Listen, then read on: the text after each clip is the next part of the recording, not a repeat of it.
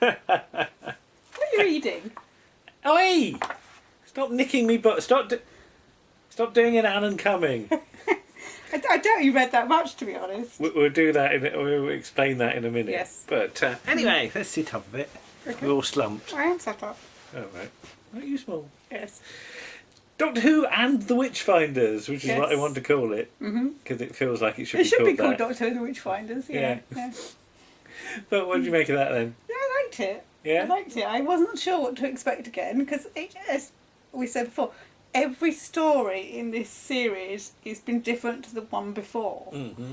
And every historical story has been very different to the previous historical story. Yeah. And this was different in the fact that it wasn't showcasing necessarily a famous person. No. Or an era of history that was sort of quite important. Yeah.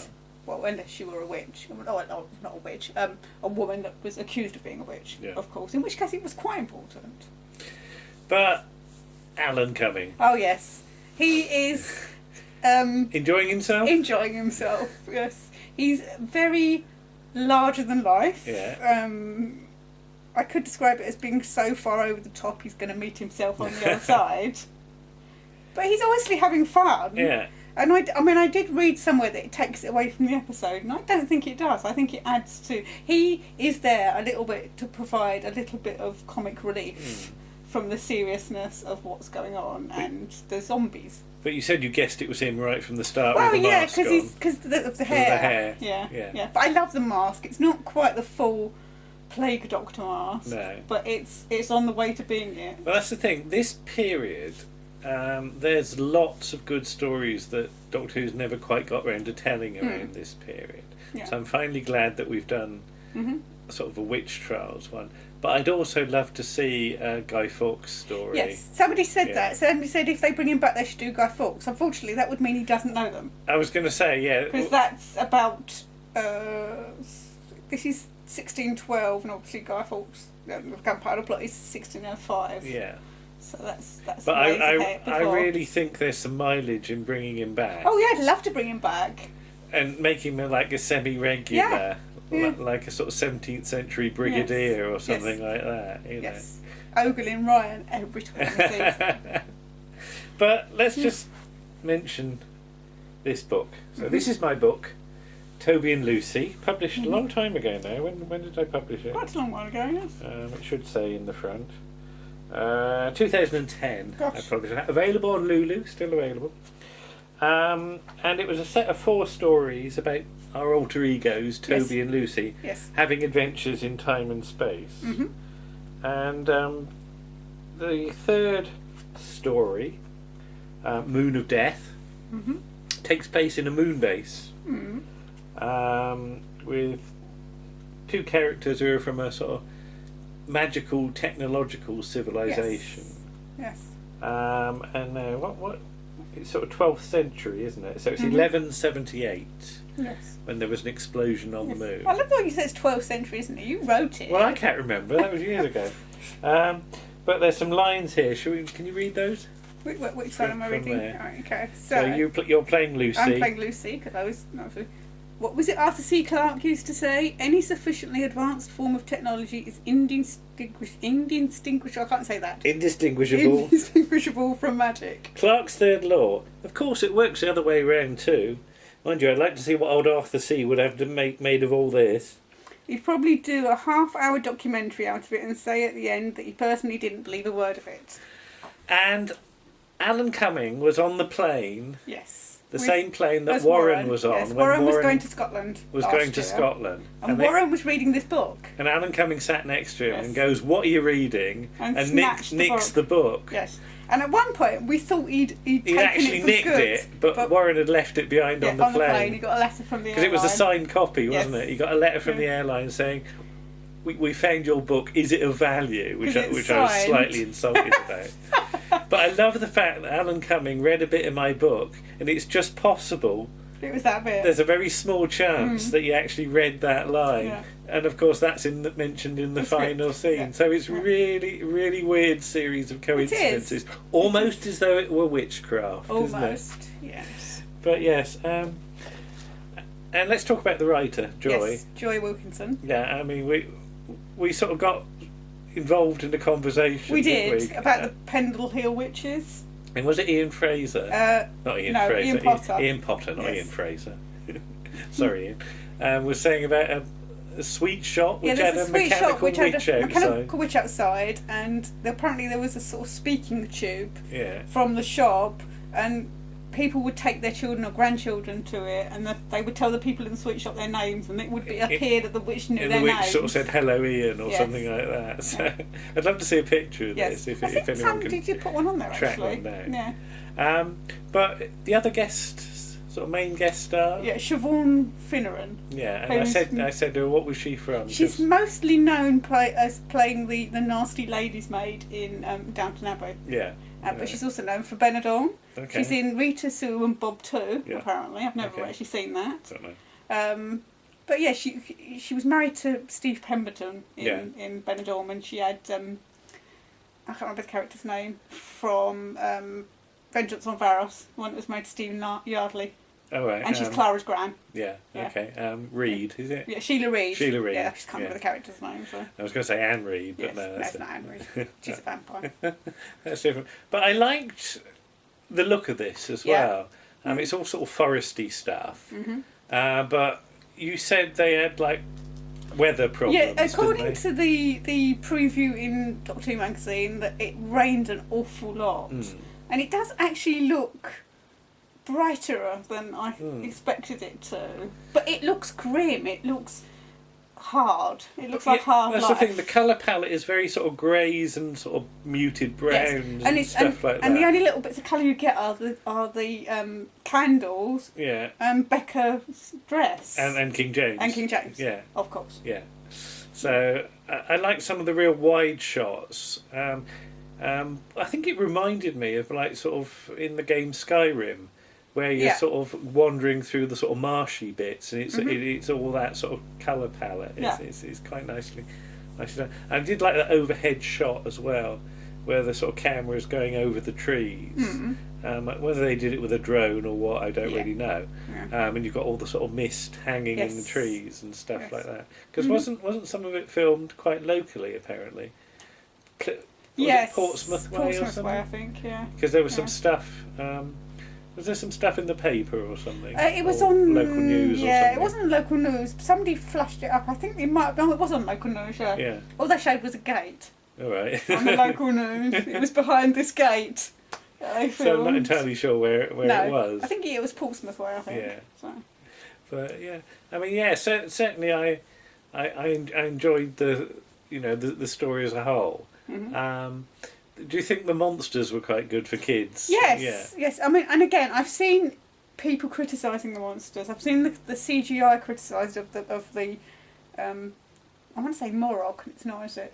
The king at the end. But it's very difficult to actually, because they don't actually essentially have any form. Yeah. What do you render them as? And render them as a sort of wispy thing with eyes is as good as you're going to get, unfortunately.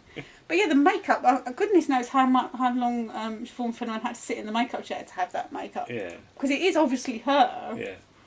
Let's talk about the ducking store, and I will use that term. Yes. That's not actually quite the right term, is it? No, I believe it was called a cucking store. Careful what you say. Yes, because it was used to duck cuckolds or women who belittled their husbands and talked too much. Is that the same sort of thing as like the Scold's Bride? The Scold's Bride was infinitely nastier. Thing in your mouth, because it's a sort of mask, it's sort of like a Hannibal Lecter kind of thing. But it goes over the whole face, and the prong goes on the tongue to stop the person talking. Oh dear. Yeah. I don't like that. Or the woman talking. Yeah. Because obviously women should know their place. No comment. Yeah.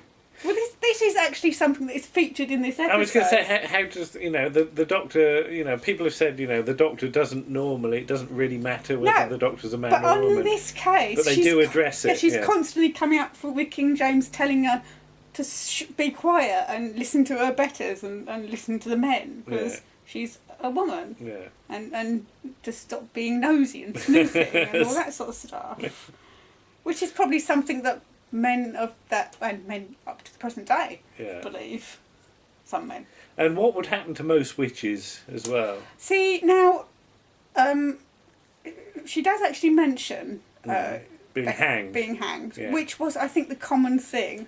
I have read one. I've tried to do a bit of research today, and I've read one that was burned. Yeah.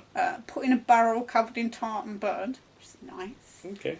But I think most of them were probably died from being ducked into the water or swum, as they called it. Well, it does remind me a bit of that.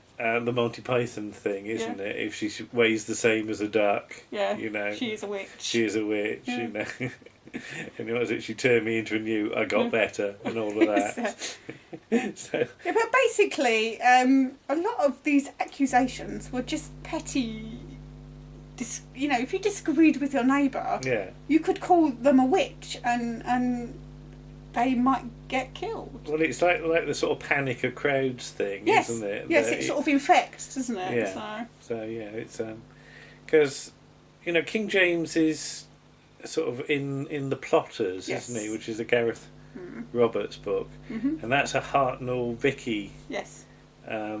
But Ian and Barbara one, isn't it? And isn't it like King James likes Vicky? He likes Vicky when she's a boy. When she's dressed as a boy or something. When she's dressed as a girl, he's not so interested. Yeah. But he was married, so the theory is that he was, if he was interested in men, that he was bisexual. Yeah. That he wasn't homosexual, that he was bisexual, like men and women. Because he had several favourites. Yeah. Now, what about his sort of accent here as well? Now, see, yes, and again, this is another thing I've seen, that why does he only start speaking in his Scottish accent on his second line? But there is a bit of Scottish in the first line. Yeah. But you have to understand, I mean, obviously he grew up in Scotland until he became King of England in 1603. Yeah. And he was well into adulthood at that point. What's the story about him being told he's going to be king or something, isn't it? Yeah, it's something about a horse or something. I didn't know that one. No, getting the message to him. by horse? Yeah. I thought you meant a horse told him. No, a horse didn't tell him, no. That would be weird. No, that somebody had to ride on a horse to tell him. Well, they probably would have to change horses, wouldn't they, to ride? Well, I know he was, I think it's, and I've forgotten his name, Robert Cecil, was in touch with him for about a year or so before Queen Elizabeth died. Preparing the ground and getting on his good side. Yeah. And then obviously when Queen Elizabeth died, because there was no Tudor heir, it passes to him because he's descended from Henry VIII's sister. Right. So she married the King of Scotland, and then you get the line down to him. Because, you know, you've got sort of like Lady Jane Grey and things like that, and it all gets a bit confused. It does get a bit confused, because Lady Jane Grey is the granddaughter of Henry VIII's other sister. Yeah. So the one that was married to the King of France. Has James got the best claim, do you think? Or? Well, Lady Jane Grey's way before King James anyway. but in the sort of line of descent... At this point, were there any other... There were other ones, other options, Lady Arabella Douglas, I think her name is. She was the granddaughter of the Countess of Shrewsbury. Oh, right, okay. Who we've talked about in podcasts, Bess of Hardwick. Oh, yes. Hardwick Hall, Mogglarston Wall. Yeah. Connections. She's descended from, I can't remember the actual semantics of it, but she had a claim, but his claim was stronger. Right, okay. But people didn't like him. They didn't want him because he was Scottish. And a lot of people didn't like him because he was a Protestant. Yeah. And he came in, I think he tried to be a little bit fairer, but there was a lot of stuff going on with the Catholics then, and obviously when they tried to blow him up, that would prejudice you against them. Yes. So... Okay, it's interesting, but again, I don't really know that much about him apart from the sort of headline stuff like the gunpowder plot, and you know. Yeah. What we were saying about his accent is obviously he grew up in Scotland, and he might have had quite a strong Scottish accent. But if you're going to be King of England, you need to be able to connect with your nobles in that court. So it's just possible that he might have softened his accent slightly to be able to communicate with them. But I mean, the Doctor says he's sort of acting a part anyway. He is, yes. He was. I think he was quite flamboyant. I mean, obviously, as it says in the programme, his father died when he was very young. Yeah. His mother left him before he was a year old. Yeah. That would screw you up a little bit.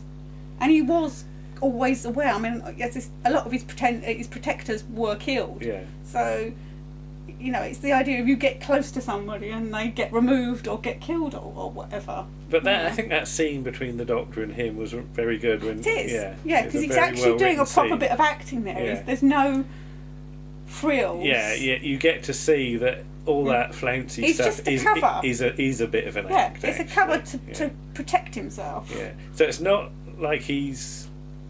Okay, so Alan Cumming is obviously having fun acting the part, but King James himself is acting a bit of a part through a lot of this. He's being what he thinks he should be because he's the king. Yeah. There's interesting layers. That's all. It's more to it. I think you spot it more the second time around as well. But first time you might think, oh, is he doing like just Graham Crowden or something, you know? And it's not. There's more. There's more to it. There is more to it. Yes. I mean, yes, he is over the top, and he is having fun. Because I think he's probably wanted to do Doctor Who. Well, wasn't he so overexcited? He said before he was supposed to. Before he was supposed to. I'm going to be in Doctor Who. Alan. Shut up. It's secret. But apparently he was approached to be the Doctor. Yeah. I haven't quite read the story, but I don't know when it was, at what point. But it was when the production had moved to Cardiff, and he was interested. And then they said, "You've got to move to Cardiff," and he's like, "No." But he would have done it if it was in London. But yeah, I very much hope we haven't seen the last of him. No, I'd like to see some more King James. Bring back King James. Okay. Yes. Take him in the TARDIS. He'd love that. What were your scores generally out of 10 My for this scores, one? I gave the overall score for the story an 8 out of 10. Okay. And sort of for most of the characters, it was a 9 or a 10. Right. Okay. I think I gave him a 10 out of 10 because he's a very enjoyable character. Right. Okay. Anything else, or will that do? No, I think that's it for now. And we know nothing about next week, do we? No. I can't even remember what it's called. It's a house in a... It's a house in a Norwegian wood. And that's about all we know. Doctor Who and the house in the Norwegian wood. It Takes You Away, I think it's called, okay. actually. Yeah, Just thinking about it, Okay, we'll find out what that's about next time then. Okay. Bye-bye then. Bye.